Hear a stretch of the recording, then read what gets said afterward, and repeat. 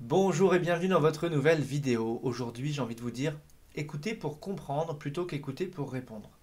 Pourquoi? Parce qu'en fait, dans la vie de tous les jours, soit quand vous parlez à quelqu'un, vous voyez bien que la personne, elle a qu'une envie, c'est de presque vous couper la parole parce qu'elle a déjà une réponse en tête et elle a envie de faire la suite. Ou bien, si on se place de l'autre côté, on est en train de vous raconter quelque chose, il y a une personne qui vous donne son avis sur un certain sujet et vous avez qu'une envie, c'est ah ok, vous avez déjà des pensées dans votre tête, etc. Et vous avez qu'une envie, c'est de dire ok, bah attends, moi aussi j'ai ça à dire, j'ai quelque chose à dire. Et vous voyez, ça nous met dans une forme de hâte.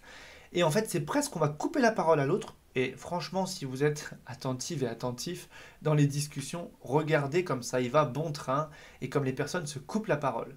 Pourquoi? Parce qu'il y a une impatience à l'intérieur de dire moi j'ai ça à dire, moi je veux partager, moi etc. etc. Donc c'est un petit peu égotique, hein, c'est pas méchant, mais en tout cas c'est un schéma qui est en place.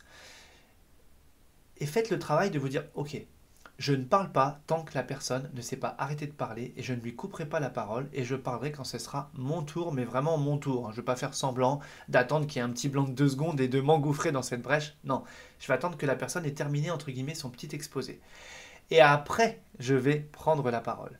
Et là, il y a deux choses. Soit vous avez écouté la personne pour répondre, et là, c'est très axé sur vous, c'est moi j'ai ça à dire, j'ai ça à dire, j'ai ça à dire. Soit pendant que la personne vous parle, vous inversez le truc, et vous vous connectez à la personne. Vous écoutez tout ce qu'elle est en train de vous dire, et le but, ça va être de comprendre la personne. Si vous faites ça, vous allez voir que vous allez avoir envie de l'écouter plus, de parler moins.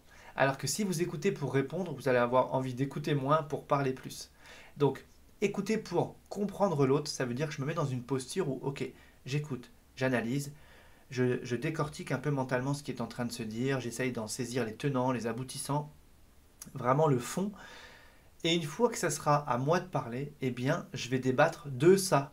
Je ne vais pas parler de moi, je vais parler de ce qu'on m'a dit et je vais pouvoir poser des questions à la personne pour encore mieux comprendre et renvoyer certaines choses peut-être qu'elle m'a exprimées à elle-même pour susciter comme ça d'autres points de réflexion.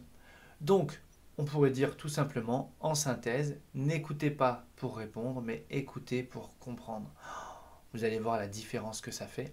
Alors une fois que vous êtes dans ça, par contre, je peux vous dire que quand vous écoutez les autres parler, quand vous êtes en train de parler à quelqu'un qui veut vous couper la parole juste pour dire ce qu'il a à dire, vous avez envie de dire hey, tu m'écoutes ou pas? Ça t'intéresse ce que je te dis ou t'es plus intéressé par ce que tu as à me dire, voyez? Donc pas de jugement, bien sûr, on n'est pas tous au même niveau de conscience sur cette communication, etc.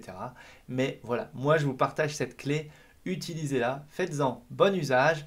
S'il y a des commentaires à mettre avec tout ça, eh bien allez-y, ça fait toujours plaisir pour moi de les lire et d'y répondre. Pouce en l'air si la vidéo vous a plu et comme d'habitude, je vous dis à demain.